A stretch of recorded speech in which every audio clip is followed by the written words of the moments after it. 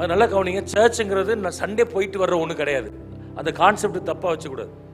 நிறைய பாரம்பரிய ஆட்களுக்கு என்ன பிரச்சனைனா சண்டே போயிட்டு வரணும், அது ஒரு ரொட்டீன். இல்லைன்னா மனசாட்சி குத்தும். சண்டே போனோம், அங்கே இருக்க பார்க்கணும், ஆமீன் போட்டோம். இல்லை, அது கிடையாது சர்ச்சு.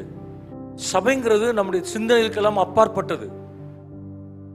சபைக்கு போகிறதுனா நான் வளர வேண்டும். நான் வளராத எந்த இடமும் சபை அல்ல. சபைக்கு போகிறதுனால் நான் மாற வேண்டும். நான் மாறாத எந்த இடமும் சபை அல்ல.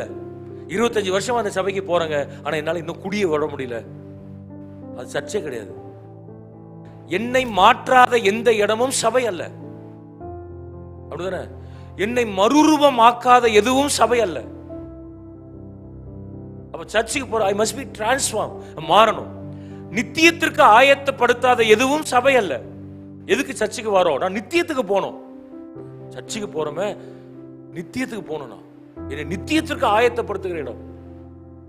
என்னுடைய கிருபைகள் பயன்படாத எந்த இடமும் சபை அல்ல.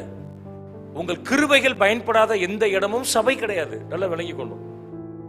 அப்படி ஜோமன் ஆண்டவரே, சபைங்கிறது நான் உருவாக்கப்படுகிற, பயன்படுகிற, ஆசீர்வாதத்தை பெற்றுக்கொள்ள, ஆசீர்வாதமாய் இருக்க, அதான் சபை.